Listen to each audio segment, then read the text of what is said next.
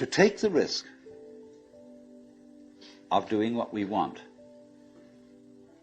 which will work to the extent that we realize that what I want, basically, what I really want is what you want. And I don't know what you want. It surprised me.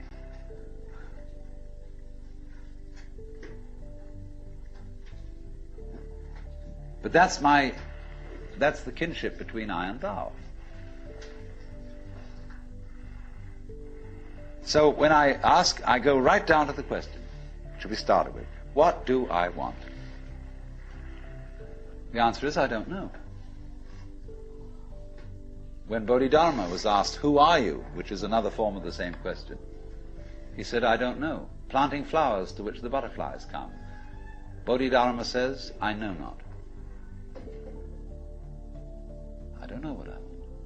Well, when you don't know what you want, you've reached the state of desirelessness.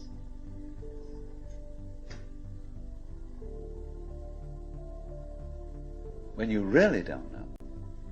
But you see, there's a beginning stage of not knowing, and there's an ending stage of not knowing.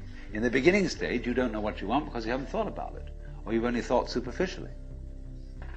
And then when somebody forces you to think about it and go through and say, yeah, I think I'd like this, I think I'd like that, I think I'd like the other, as the middle stage. Then you get beyond that. Say, is that what I really want? In the end you say, no, I don't think that's it. I might be satisfied with it for a while, and I wouldn't turn my nose up at it, but it's not really what I want. Why don't you really know what you want? 2 reasons that you don't really know what you want. Number 1, you have it. Number 2, you don't know yourself, because you never can.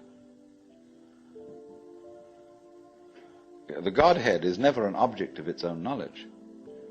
Just as a knife doesn't cut itself, fire doesn't burn itself, light doesn't illumine itself. It's always an endless mystery to itself. I don't know. And this I don't know, uttered in the infinite interior of the spirit,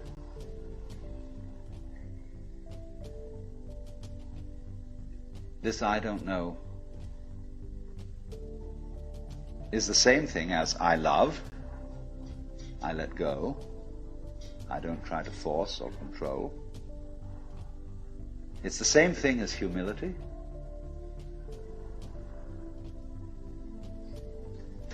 And so the Upanishads say,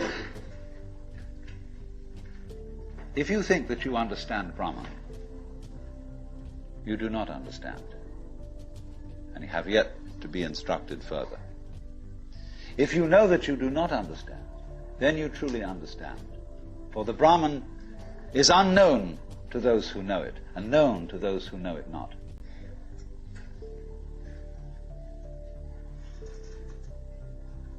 And the principle is that any time you, as it were, voluntarily let up control, in other words, cease to cling to yourself, you have an access of power.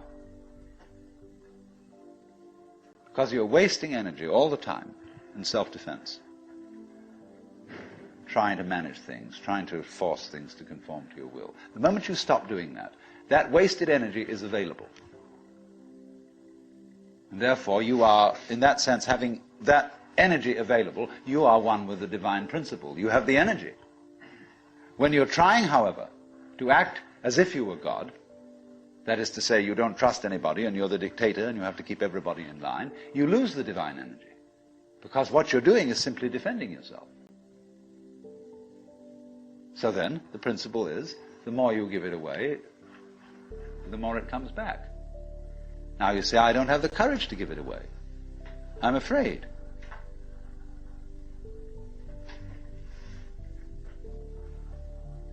And you can only overcome that by realizing you better give it away because there's no way of holding on to it. The meaning of the fact, you see, that everything is dissolving constantly, that we're all falling apart, we're all in a process of constant death, and that the worldly hope men set their hearts upon turns ashes, or it prospers, and like snow upon the desert's dusty face, lighting a little hour or two is gone. You know, all that Omar Khayyam jazz. You know, the cloud-capped towers, the gorgeous palaces, the great globe itself, I, all which it inherits, shall dissolve, and like this insubstantial pageant faded, leave not a rack behind. All falling apart. Everything is. That's the great assistance to you. See, that fact that everything is in decay is your helper. That is allowing you that you don't have to let go because there's nothing to hold on to. It's achieved for you, in other words, by the process of nature. So once you see that you just don't have a prayer, and it's all washed up, and that you will vanish and leave not a rack behind, and you really get with that, suddenly you find you have the power, this enormous access of energy. But it's not power that came to you because you grabbed it. It came in entirely the opposite way. And power that comes to you in that opposite way is power with which you can be trusted.